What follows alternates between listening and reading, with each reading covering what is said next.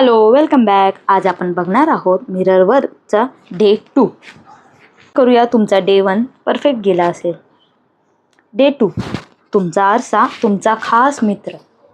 आजच्या दिवसाची सुरुवात तुम्ही आधी केलेल्या मिररवरच्या म्हणजेच मन व्यायामाच्या सरावानेच करायची आहे. परंतु आज तुम्ही तुमच्या जुन्या आत्मप्रतिमेपलीकडे जाऊन स्वतःकडे अधिक जवळून पाहायला शिकणार आहात. आज मिररवरचा फक्त दुसराच दिवस आहे. स्वतःवर प्रेम करणं, स्वतःचे लाड करणं, आत्मप्रतिमा सजविणं याची हे सर्व शिकण्याची आता फक्त सुरुवातच केलेली आहे.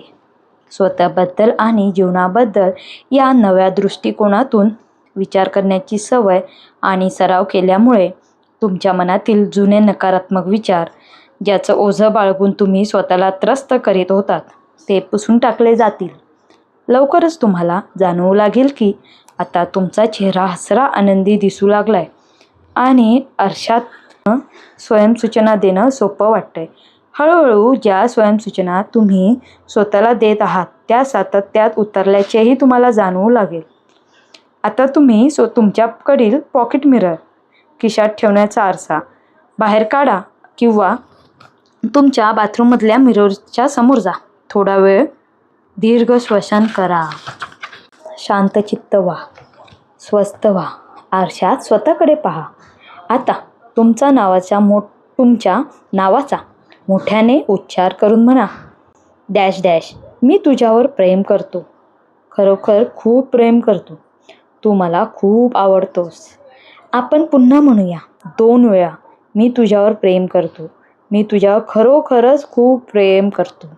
कसं वाटतंय तुम्हाला?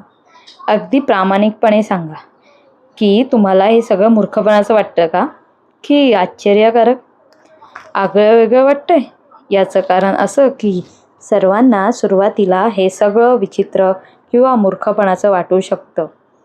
नवे वाटतंच किंवा हे करणं कठीण वाटतं. आणि हे असं वाटलं तरी काही हरकत नाही. स्वतःवर बिनशर्त प्रेम करणं आणि तसं स्वतःला सांगणं हे तुम्ही यापूर्वी कधीच केलेलं नाही.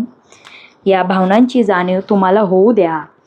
जे तुम्हाला वाटतंय ही सुरुवात आहे आणि खरंच सांगते, खूप चांगली सुरुवात आहे. मला जाणीव आहे की मी तुझ्यावर खूप खूप प्रेम करतो. अगदी मनापासून प्रेम करतो. हे स्वतःला सांगणं तुमच्यापैकी अनेकांना कठीण वाटणार आहे, जड जाणार आहे. पण मला हे सुद्धा माहीत आहे की शेवटी प्रयत्नांनी तुम्हाला हे नक्की जमणार आहे. आणि जड जात असूनही निर्धारानं प्रयत्न करीत राहण्याच्या तुमच्या चिकाटीचा मला अभिमान आहे. पण मी तुम्हाला खात्री देते की थोड्याशा प्रयत्नांनी मिररवर तुम्हाला जमेल आणि सोपंही वाटू लागेल. तरीसुद्धा तुम्हाला माझं तुझ्यावर खूप प्रेम आहे, आय लव्ह यू हे म्हणणं खूपच कठीण जात असेल तर तुम्ही थोड्या थोड्या वाक्यांनी सुरुवात करू शकता. हे जमतंय का पहा. तुझ्यावर मनापासून प्रेम करायला शिकण्याची मला इच्छा आहे किंवा तुझ्यावर प्रेम करायला मी शिकते आहे. तुम्ही जेव्हा आरशात पाहून स्वतःशी बोलता तेव्हा तुम्ही अशी कल्पना करा की तुम्ही KG किंवा बालवाडीतील एखाद्या छोट्या मुलाशी बोलता आहात.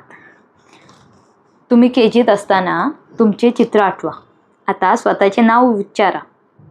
त्या छोट्या मुलाला सांगा आतल्या, माझं तुझ्यावर खूप प्रेम आहे. तू मला खरंच खूप आवडतोस.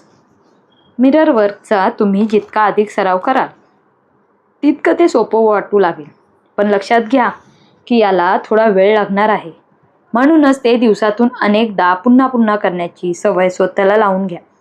जेव्हा तुम्ही सकाळी उठता तेव्हा प्रथम मिररवर कराच. तुम्ही जेथे जेथे जाल, वेळ मिळेल तेव्हा आणि तिथे कुठेही करता यावं म्हणून तुमच्यापाशी एक पॉकेट मिरर सतत बाळगा. म्हणजे हा छोटासा आरसा जवळ हाताशी असला की कधीही कुठेही अनेक वेळा तुम्ही आत्मप्रेमाची ही स्वयंसूचना सहज देऊ शकाल. आपण स्वयंसूचना घेऊया. मी सुंदर आहे. मी आश्चर्यकारक आहे. मी सहज कुणालाही आवडू शकते अशी व्यक्ती आहे. दिवस दुसरा, मिररवर एक्सरसाइज. आता पॉईंटमध्ये दिलेलं आहे. दुसऱ्या दिवसाचं दर्पण तंत्राविषयीची मन व्यायाम. 1 नंबर, तुमच्या बाथरूममधील आरशासमोर बसा किंवा उभे राहा. तुमच्या डोळ्यात खोलवर पाहू लागा. तुमच्या नावाचा उच्चार करून ही अफर्मेशन स्वयंसूचना म्हणा. आपलं नाव घ्यायचं. I love you, I really love you. माझं तुझ्यावर प्रेम आहे. माझं तुझ्यावर खरंच खूप प्रेम आहे. तू मला खरोखरच खूप आवडतोस. 4 नंबर. आता काही क्षण घ्या आणि सावकाश म्हणा. 2-3 वेळा म्हणा. माझं तुझ्यावर खरोखरच खूप प्रेम आहे आणि नावाचा उच्चार करा. 5. ही स्वयंसूचना पुन्हा पुन्हा म्हणा. ती तुम्हाला रोज कमीत कमी 100 वेळा म्हणता आली पाहिजे. हो, मी खरं आणि बरोबर सांगते आहे. एका दिवसात 100 वेळा मला कळतंय हे जरा खूप वाटतंय, पण एकदा अंगवळणी पडलं ना की तुम्हाला ते सहज जमून जाईल. सोपं वाटायला लागेल. त्याची सवयच लागून जाईल. 6 नंबर. म्हणूनच जेव्हा जेव्हा तुम्ही आरशासमोर जाल किंवा काचेत तुमची प्रतिमा पाहाल तेव्हा तेव्हा या स्वयंसूचना म्हणजेच अफर्मेशनची पुनरावृत्ती करा. I love you, I really love you. मी तुझ्यावर खूप प्रेम करतो. माझं तुझ्यावर खरोखरच प्रेम आहे. स्वतःला आय लव्ह यू किंवा तू मला खूप आवडतोस, मी तुझ्यावर खूप मनापासून प्रेम करतो हे सांगणं तुम्हाला कठीण वाटतं, तेव्हा त्याचा अर्थ असा की तुम्ही स्वतःविषयी काही विशिष्ट मत मनात पक्के केले आहे आणि स्वतःला तेच नकारात्मक संदेश पुन्हा पुन्हा देत आहात. आता आपण स्वतःची आत्मप्रतिमा चुकीची, नकारात्मक बनवली याबद्दल स्वतःलाच दोष देऊन आपला त्रास वाढवू नका. शांत चित्त व्हा, स्वस्थ बसा आणि स्वतःला योग्य स्वयंसूचना देण्याचा निश्चय करा. बस. लक्षात ठेवा, आता या नव्या अफर्मेशन तुमच्या बांधिलकी बनली पाहिजे. या स्वयंसूचनांबाबत तुम्ही वचनबद्ध आहात आणि हे सत्य आहे. आपल्या सर्वांचं स्वतःवर प्रेम असतंच. आपण स्वतःला आवडत असतो, पण हे तेव्हा शक्य होतं जेव्हा तुम्ही चुकीची मतं स्वीकारत नाही, चुकीच्या मतांचा प्रभाव स्वतःवरून पडू देत नाही. मिरर वर्क करताना हाताशी रुमाल किंवा टिश्यू पेपर असू द्यावं, कारण मिरर वर्क करताना भावना आपोआपच उचंबळून येतात. खूप वेळा अगदी खोलवरच्या भावना पृष्ठभागावर येतात. दाबल्या गेलेल्या, कोंडल्या गेलेल्या भावनांचा निचरा होतो. वस्तुस्थिती अशी असते की आपण कदाचित स्वतःशी खूप निष्ठुरपणे वागलो असतो. यामुळे जेव्हा आपण स्वतःवर खरंखुरं प्रेम करायला सुरुवात करतो त्यावेळी या निष्ठुर, निर्दयी प्रवृत्तीची आपल्याला जाणीव होऊ लागते. या भावनांनी खूप दीर्घकाळ आपण स्वतःचा छळ केलेला असतो आणि याचंच आता दुःख वाटू लागतं. पण आता आपण हे दुःखही झटकून टाकणार आहोत. म्हणूनच या भावना देखील अनुभवा आणि त्याचा स्वीकार करा. त्याच्याविषयी देखील का, कशा, चूक, बरोबर, योग्य, अयोग्य असं मत बनवूच नका. मिरर वर्क हे शक्यतो सकाळी उठल्यावर लगेच करा, असं मी तुम्हाला सांगत आले. कदाचित मिरर वर्क करण्यासाठी ही दिवसातील सर्वाधिक कठीण वेळ वाटते, कारण आपण सकाळी झोपून उठल्यावर काही फारसे छान दिसत नसतो. आपल्या उत्तम रूपात तर नसतो. पण हे देखील एक मत झालं ना, आणि हेच तर मिरर वर्कमध्ये आपल्याला टाळायचं आहे. स्वतःविषयी कोणतंही मत न बनवता कसेही दिसलात तरीही त्या रूपाचा स्वीकार करून स्वतःवर प्रेम करायचं आहे. आपण आपल्याला आवडण्यासाठी खरं स्वरूप तर कळलंच पाहिजे. तुम्ही खरेखुरे कसे दिसता हे समजलंच पाहिजे ना. खरा शक्तिस्रोत तुमच्या अंतरंगात आहे. रोजनिशी म्हणजे जनरलमध्ये जे लिहायचं आहे ते डे 2 काय लिहायचं आहे बघूया. जीवन खूप साधं, सोपं, सरळ असतं. आपण जे देतो तेच आपल्याला परत मिळतं. तुमच्या जनरलमध्ये पुढील प्रश्नांबाबत तुमची प्रतिक्रिया लिहून काढा. असं काय आहे जे तुम्हाला हवं आहे पण मिळत नाही? 2. तुम्ही लहानाचे मोठे होत असताना पात्रता किंवा लायकी, एखादी गोष्ट मिळवण्याबाबत काय नीतिनियम होते? काहीतरी केलं, मिळवलं तरच गोष्टी मिळत होत्या. तुमची एखादी गोष्ट चुकली तर तुम्हाला आधी मिळालेल्या किंवा तुमच्याकडे असलेल्या गोष्टींपैकी काही काढून घेतलं जात होतं का? 3.